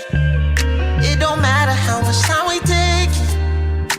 You new to this, we new to this. Don't need to be shy, I see you comfortable. Oh yeah, just the way you are, I think it's wonderful. Wonderful. Friends around me making speculations, but I want you to myself, no presentation. Cause baby, you exceed the expectation. The reasons you deserve appreciation. For that. Like, you know, just little things that you take for granted in the moment, but it's really things a lot of people never get to experience. So it just, I feel like I was led there. It just all happened. You can't really, as much as we control where we end up, you can't control the organicness, you know, of relationships and people. And that's one thing that's just God showing you, you know, That's where the what spirit resonates through people. you said that. I'm glad you came back to the control thing. You said something. I'm gonna have to put that in my notes too. You just dropping gems this whole thing. You said when things start falling into place for you and it was out of your control and it just stuck. I'm like, yeah, that's how you say you knew that music was your life because it was happening to you and you could not, you weren't in control. And that's really, really big. That means that it was meant for you. And sometimes you feel, because I'm one of those people, I'm learning to take my hands off the wheel as we speak. I always say I have taken it off, but I realize that I haven't as much as I say I did. But that feeling of like, well, what's happening? But you're still walking on a tightrope. Like, I'm still sure-footed, Right. but I'm nervous. I'm gonna keep going. I know I'm not gonna fall, but I'm wobbling. Right. Like, that is the best thing, especially when you know you're not gonna fall. It's like, oh, I'm scared of this. It's Adam. It's not happening the way I would have my hands on it, making it happen, but it's happening. So I'm gonna keep going with it. That means that it's meant for you and you just keep going. And you have, and that's a good thing. So yeah, it definitely is meant for you. And music is your life. Music was meant for you. Absolutely. Who gives you motivation to keep pushing? Or what? The motivation to keep pushing is funny because it comes from two different things. It comes from my family to be successful. It comes from, and when I say my family, I mean family that's here and not here. Not family that's passed away, but family that's here. My parents, my friends, family that's not here. My future, you know, future wife, future baby, future kids, whatever. I mean, my circle, everybody around me. But at the end of the day, I keep going for myself.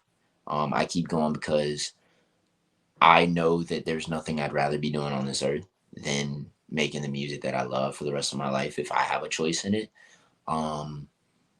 That's enough. You know what I'm saying? We all wake up in our own situations. You have a situation I'm not aware of. I have situations you hear about, you see, you are aware of what I've been doing, you know, on the surface, but there's situations we all wake up into, and that's our reality. And it's up to us with faith in God, you know, pursuing God and pressing in on leaning in on God, but it's up to us to make those decisions for ourselves. And I just don't, like I said, I go to work, I work a job like a normal person. I'm not gonna say what I do, I work, like, people think I do the music, like, man, you gotta have it all. And I'm just like, bro, once again, that facade, I take good pictures. It looks good on text, but if you're to sit down and talk with me, there's a million and one things I battle that people wouldn't imagine I'm dealing with. So I keep going because I want to get out of those situations. And I mean, like I said, I lean in on the people who inspired me. I want to be just as much of an inspiration. Like, as much as important I am to people who support me, they're important to me too. And I get some pretty dramatic DMs, some really dramatic ones where it's like, yo, I woke up today and wouldn't have done, like, I wouldn't be myself or be here, let alone, and I listen to your music. And I know that somebody out there is experiencing going what I'm going through. And that brings me simple comfort. And I'm just like, whoa. Like, you're going through something. Like, I think I'm going through stuff and I write about stuff I'm going through. But the magnitude of what people who I'm impacting are experiencing, a lot of time I sit back and I'm like, whoa, thank you for sharing that with me. Like, because it gives me a whole different perception on what I'm going through. Like, man, I'm blessed. I'm blessed, and you're going through stuff. So I'm motivated in a lot of ways, but at the end of the day, I'm doing it for the satisfaction that it brings me, the comfort that it brings me, the peace that it brings me, the things I can do for other people, the things, you know what I'm saying? Like, my purpose is to inspire, not for myself, but to radiate God's light and show people that there's really positive things, because we live in a world of negativity. Like, everything on this earth is just not it. Like, no offense to what people got going on, even all the successful people, but everybody's chasing a platform, chasing the wrong things. And it's just like the things we glorify and the things we chase. Like, yo, I hate getting into it, man. But something as simple as the way we're up, like our upbringing. It's just there's an order to it for sure, but it's not it. It's not what our purpose is on this life and on this earth. Like, yeah. So I'm going to quote some lyrics from one of your songs, and I want you to tell me what you were thinking when you wrote these lyrics. Okay. Okay, so you got songs like Appreciation. You have Don't Wanna Fall. You have Stuck in a Dream. And of course, I have been bragging this whole time about Right Here being on loop. As I listen to all your songs, I always stop on that one because it really resonates. So I'm gonna read the lyrics, and I want you to tell me what were you thinking when you wrote these lyrics. Okay. So you think I got it all backwards, and forgive me if I got the lyrics wrong. You think I got it all backwards, but I know what lies in your heart. You ain't too good with emotions, but don't let it tear you apart. And life could be oh so much better than this. Baby, I know that you're full of your ways, so just face all your deepest fears. It's okay that right now I'm right here. What were you thinking when you wrote these lyrics? So a lot of my songs, it's from the standpoint of like, I can't have the girl I want. And Right Here is one of those for sure. Like, just, okay, so with that one, it's kind of like, you know how you've been going through something with somebody, and a lot of time it's like I said, it's somebody you can't have. And this is somebody you're close to, share a lot of things in common with. And it's almost like saying, I know what's going on with you. I know how you're really feeling. I know the things you really are looking for. You might not see them in me, but I know what you're looking for. You think I got it all backwards, but I know it real. Like, I know you. And like, just a lot of the times too, like, not calling out people, but on one side of the relationship, somebody usually isn't the best with their emotions. Somebody's not as good with their emotions. That's true. And it usually, the emotion, like being too emotional, usually just ruins things. And I'm not saying like emotional, like, oh my God, you love too hard, you love too much, or we're under each other too much. But just when you don't handle your emotions correctly, somebody gets torn. Like, either you're tearing yourself apart or you're tearing the other person apart, and things can go south from that. So in a nutshell, that whole like song is like, I'm saying I kind of know you so well, and you can't even see that I'm right here. Like, I've been falling for you for so long. Like, and of course there's all the metaphorical, like I'm falling for you like September, slowly moving into winter.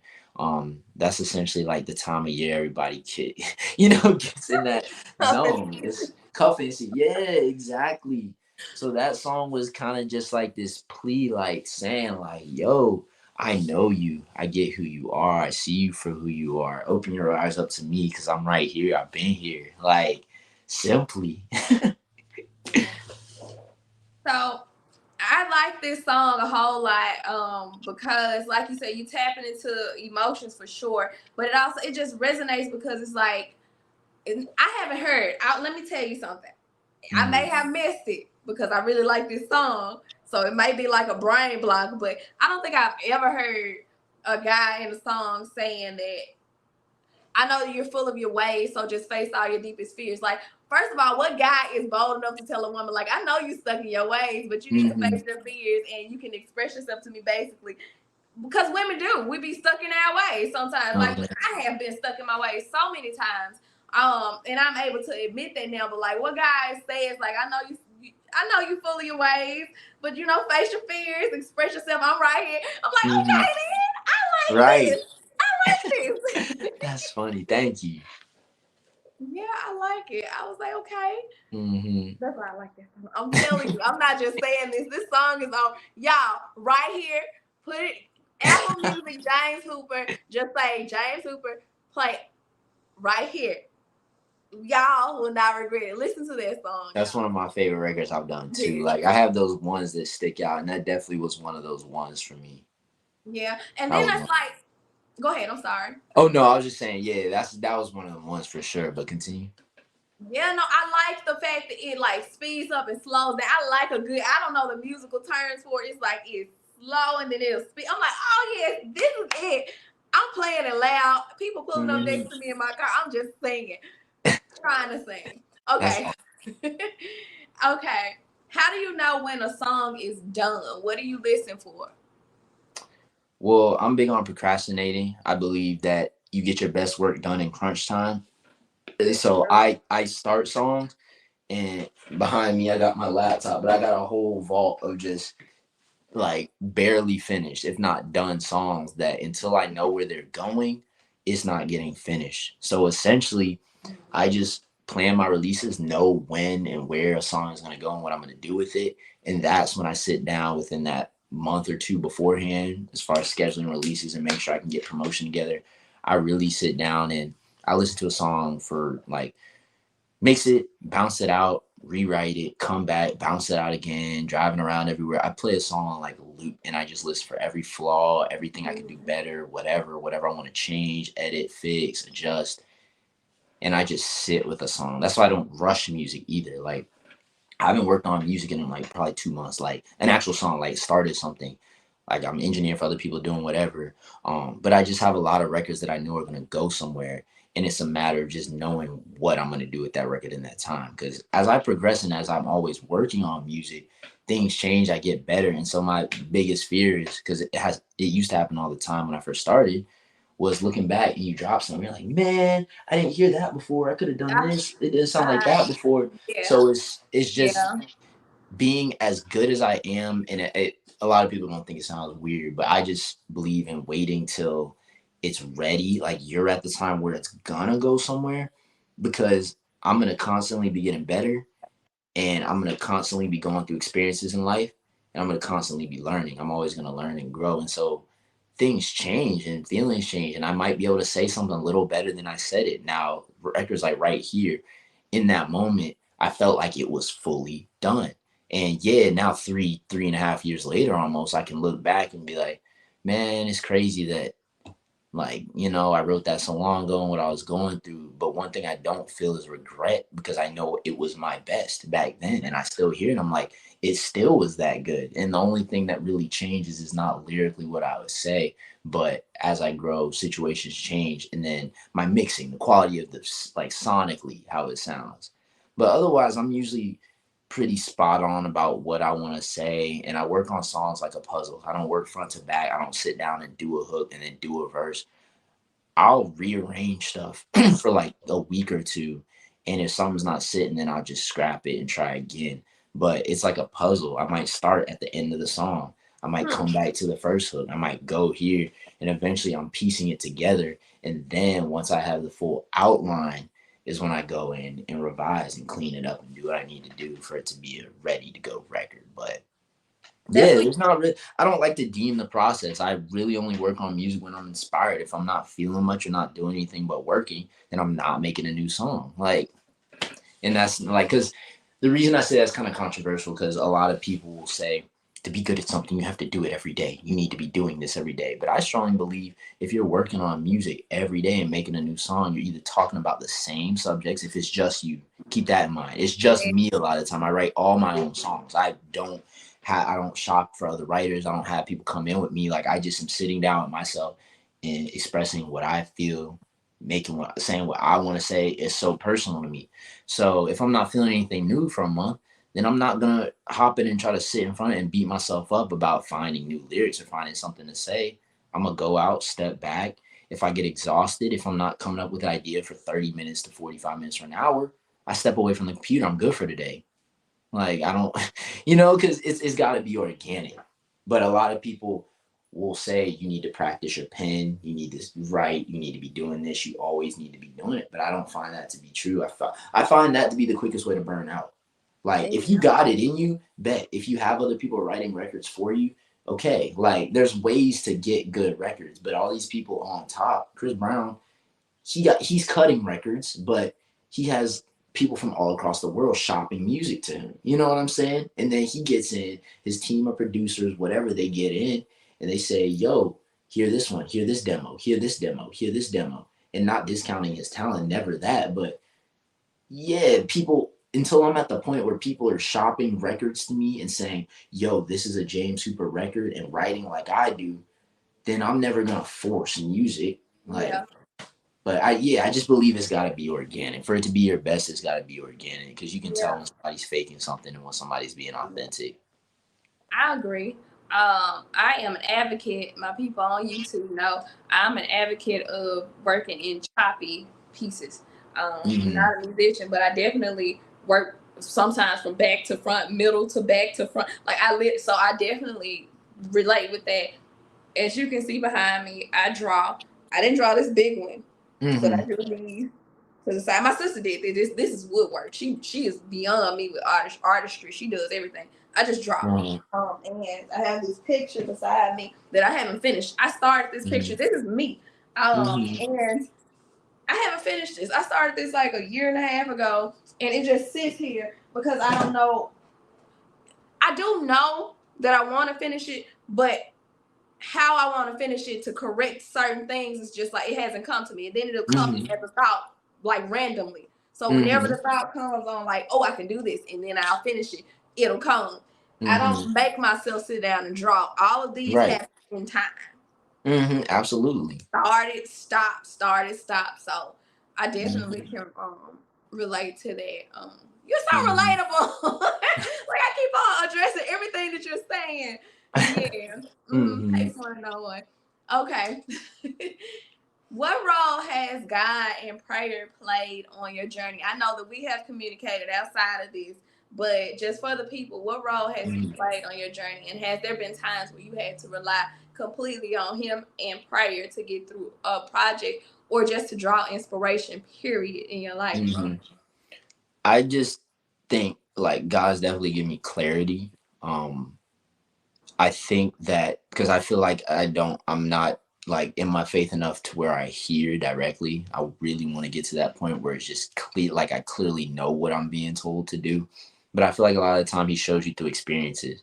And like I said, all my music is from experiences. So the hits that I'm writing, like one of my most popular songs is the one on my last album, Elevate 3. I'm not sure if you checked it out, but it's called Used to It.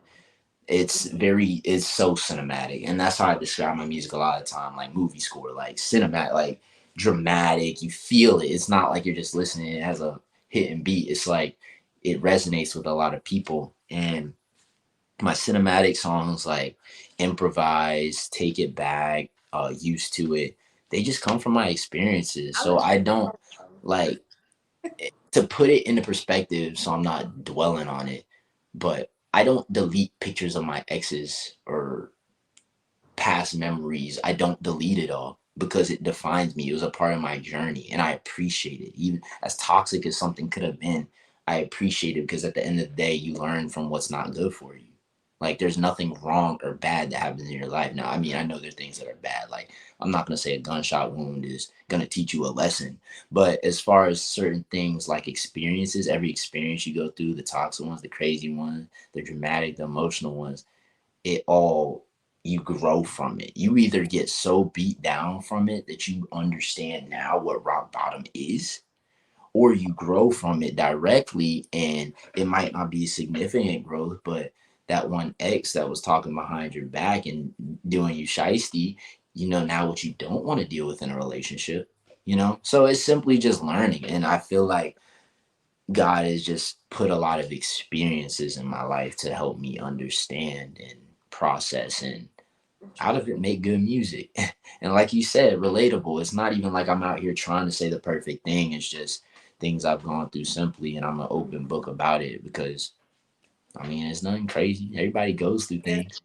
You guys, I definitely want to pause here to say, to piggyback off of what he said, his music is so relatable. It's not just a song just to put out for you to be bopping to, okay? Mhm. Y'all want to hear something real? Definitely check out James Hooper. Y'all check him out. I'm primarily on Apple Music with him, but definitely check him out. It has substance. It has so much substance. I promise y'all will not regret it. His information is floating below. So you guys definitely tap in. Tap in for me. I promise you will not regret it.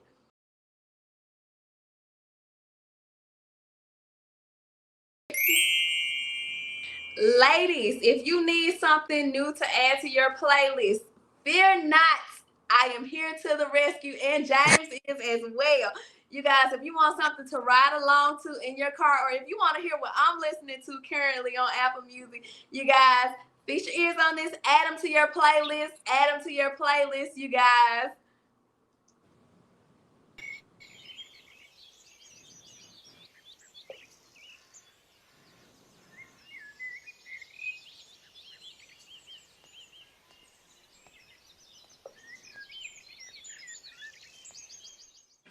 Deepest fears, it's so clear that right now I'm right here. I'm right here for you. I'll keep your sky looking blue and the grass so much greener. I'm falling for you like September, slowly moving into winter.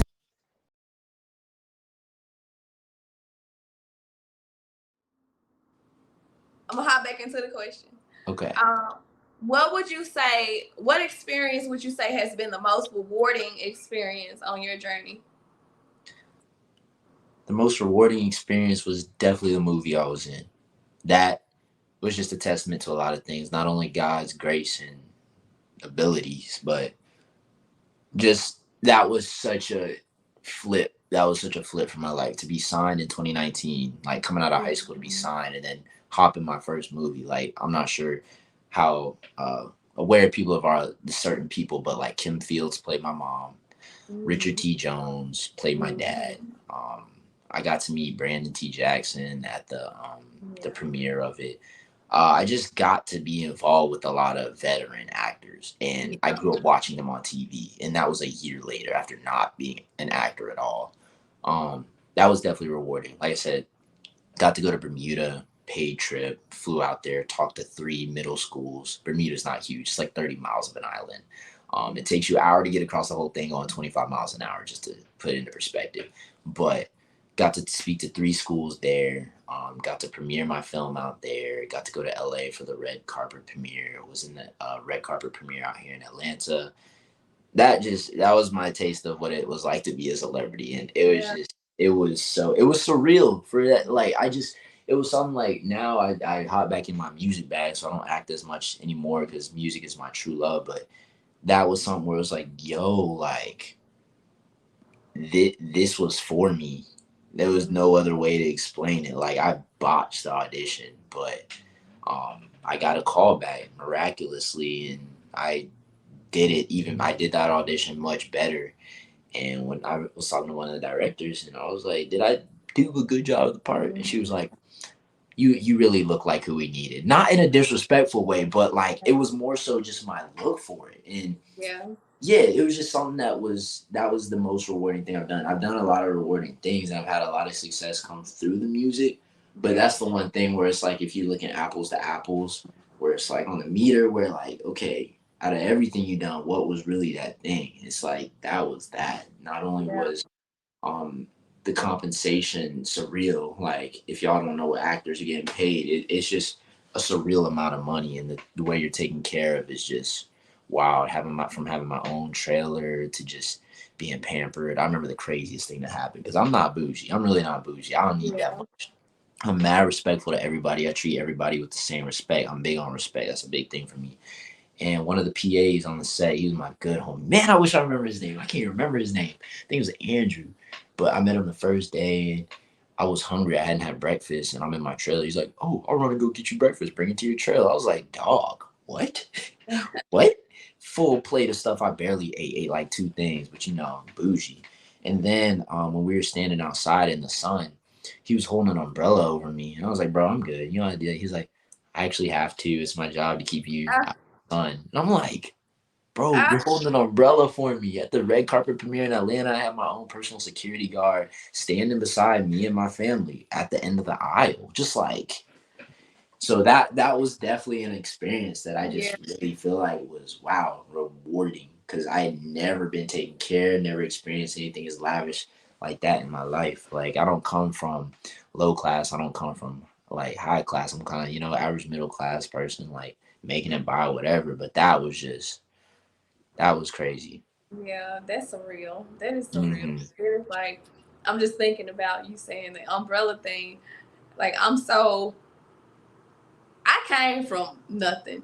So I will Hmm. say that, but um, yeah, like to have somebody hold the umbrella, they're like, it's my job. I'll be like, look, if your arm tired, I'll hide it. Like I hold it a little bit and help you out. Word. Like that humble. Like it's like you don't have to come on now.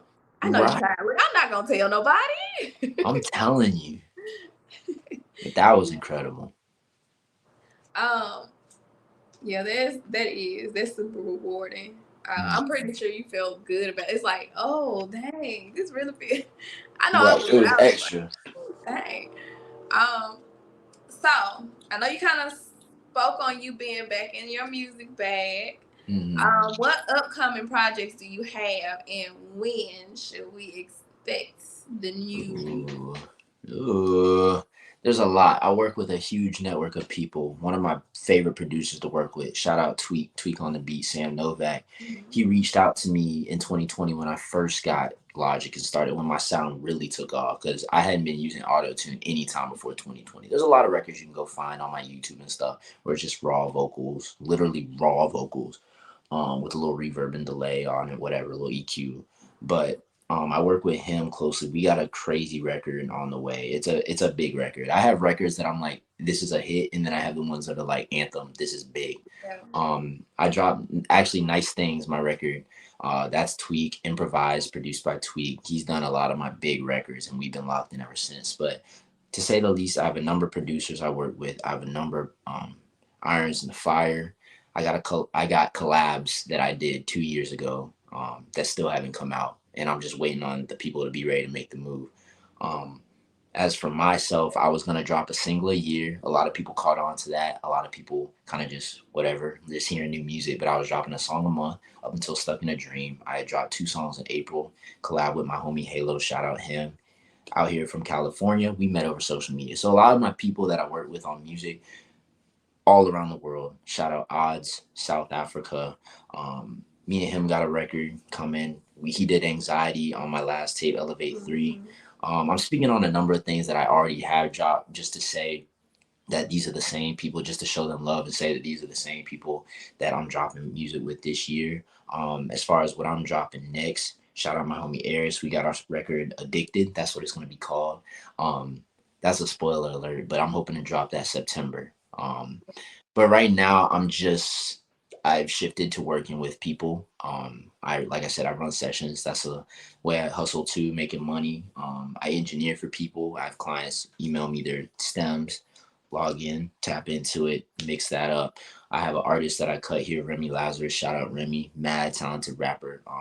There's a lot of people that I think are right there with me with the talent, but it's a handful of things. Shout out my homie Chase. Chase is a new artist. He's one of my artists I consider um my artist for the sake of I record him here, I write for him here, we do everything. He's never really done it before, but his voice is surreal. His song is called 4 Minute. I want to shout that out. Chase 4 Minute. Chase period 4 minute. That's a huge record. Mad R&B vibes all the way. But I just have a number of things coming out for myself. I'm really not sure the order. I try to do it strategically, but all those people that was listening are making moves in their own corner. And that's why I'm never discouraged about where it's all going or what time I'm dropping this or whenever, because I know I have a bunch of people around the world working in their own pockets. A lot of people, as far as people I do writing sessions with, I'm not only just an artist, but I write, hop in writing sessions. Me and my homie, shout out Sean up in New York, we cut a placement. Hopefully it sticks for Chris Brown. Yeah, a lot of things in the works. I'm not sure when exactly my next single is Yeah. coming, but I got records lined up for the rest of the year. We were supposed to drop one in July. It is now July, so coming August, hopefully there's gonna be some new come August, September. Okay. And where can the people find you outside of your Instagram floating below? And I know I have been saying Apple Music, Apple Music, Apple Music. Where can the people find you in the social media streets or these music streaming apps? Where can we find you at? Okay, well, I like to keep it simple. I'm glad you have that Instagram floating and that you've been mentioning that because everything is at JamesHooperIII. Find me on Instagram at JamesHooperIII, Twitter Facebook is James Hooper III. I got a little Facebook page. My biggest platform I feel like is Instagram, but YouTube is where I'm at. That's where you see the cinematography, all the videos. Shout out Open Season, Jarrell Lamar, Jay Green, Sean. Those are the people that shoot a lot of my videos. Shout out Broderick Armbrister, and No Band Entertainment. I just love to give people love if I can, just because I don't do this alone. Clearly, I do this alone. But the things that make me who I am, there's a lot of hands on it, God's hand on it for sure.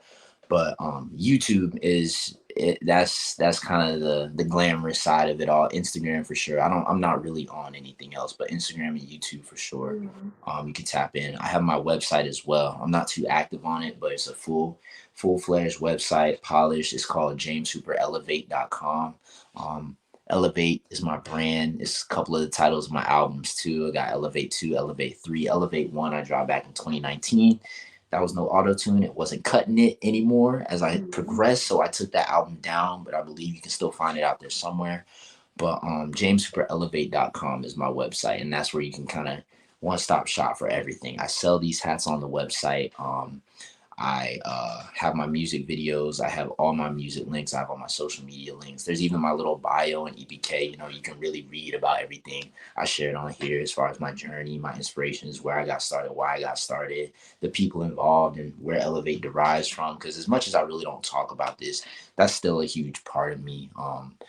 It just became more so, it became less of a brand and more so just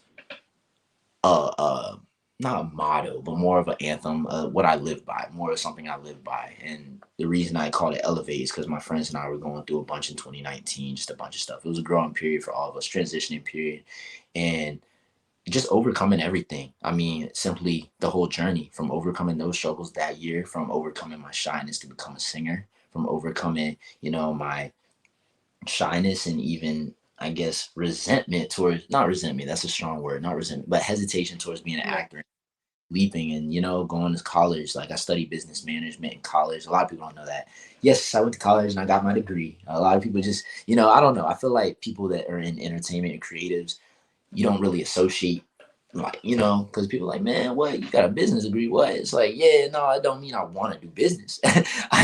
It's something, that carries with me, and I can always have an option to do things if I so choose. But yeah, I stem all from my social media, but all my social media is James Hooper I really concise. Yeah, you can find everything on my website about me too, JamesHooperElevate.com. Yep. And do you have, I know you had some shout outs. Do you have any more shout outs that you want to give? Absolutely. Shout out to my Heavenly Father, first and foremost, to be able to breathe, walk, do all these things, make music with the people I love, make music for people. Shout out my best friend, Josiah. His artist name is Sad Boy. Shout out him. He's the reason I have been doing it this long. We've been riding 10 years. He's the one I met at my performing arts school. He was the only person that kept saying, bro, you nailed that audition. You nailed that audition. And I didn't feel like I did at all. I knew I blew it, but he was always encouraging me right there. And that's where I got my confidence to keep going, was from somebody who was really in my court the whole time. Shout out the people in my circle. Shout out Ashton Combs. He got me involved in the writing process behind the scenes. He got me in the room with some of the ear drummers, producers. He's put me in a lot of different rooms with a lot of different artists, and I've been able to network through that. Shout out my homie Milo. He's been like an inspiration to me. Milo Miles, shout out. He knows who he is. Shout out Julian. Shout out Chase. Shout out everybody, man. There's a lot of people. Shout out everybody who put me in the film. Angela White for the film. Shout out Silver Lining Entertainment. Yeah, man. Shout out Remy. Shout out Tweet. I could go all day, but there's a lot of people that know they're important. Everybody who's had hands on this journey has meant something, all the way from the first person to the last person, So. And do you have a signature send off? Do you have a certain thing that you say? If you don't, it's fine. But do you have a signature send off for the people?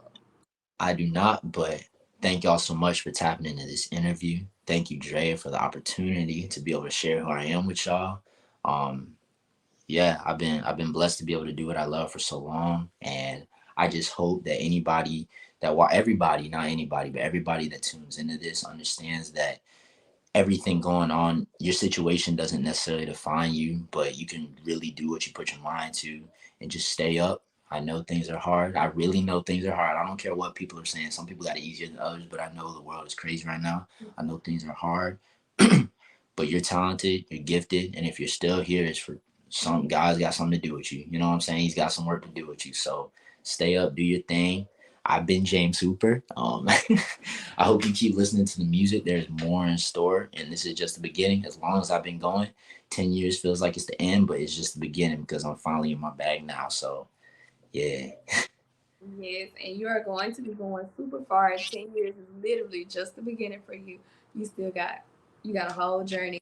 I want to give shout outs. First of all, I want to give a shout out to you for having a yes in your pocket. You've given me time that you cannot give back. And I always appreciate people for giving me their time. I want to give a shout out to my mods because I know y'all are going to be regulating in this chat, dropping every movie that he has mentioned, his songs, his website. My mods are amazing. So thank y'all ahead of time for dropping all of that in the chat for the people to connect with him. My moms be finding links, okay? So they're gonna be dropping those. Shout out to Tia.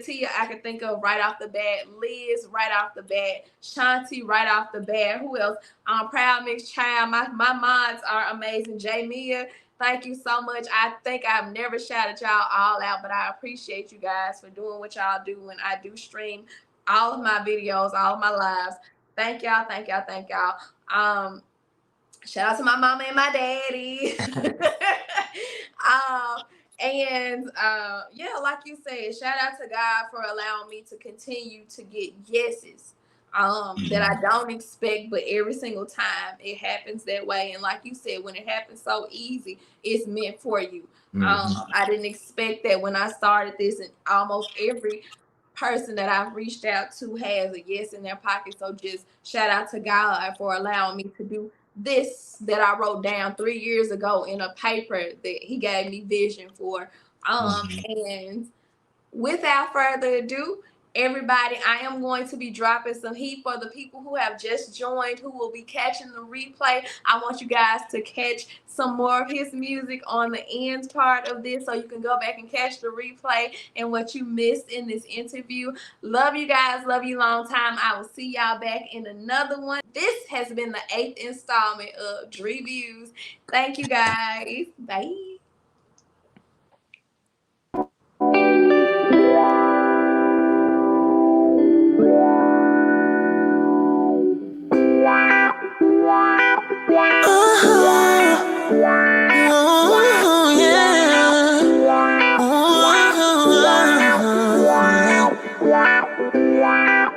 Things fall upon me, and never down on you. Just tell me where I be, and would you be next to me? Would you be next to me? Would you be next to me?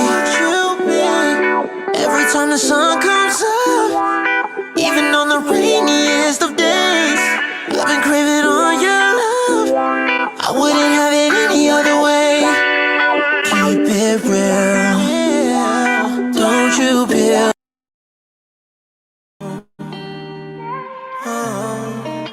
Oh yeah.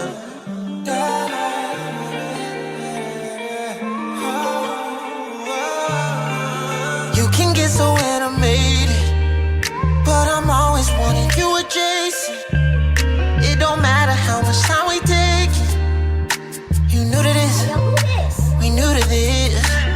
Don't need to be shy, I see you comfortable. Oh yeah.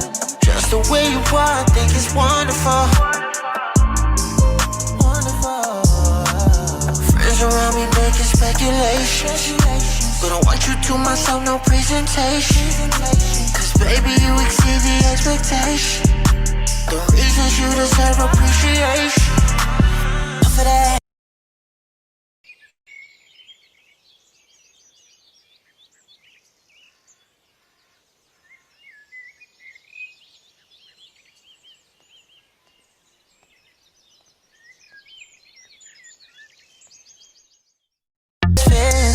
It's so clear that right now I'm right here. I'm right here for you. I'll keep your sky looking blue and the grass so much green.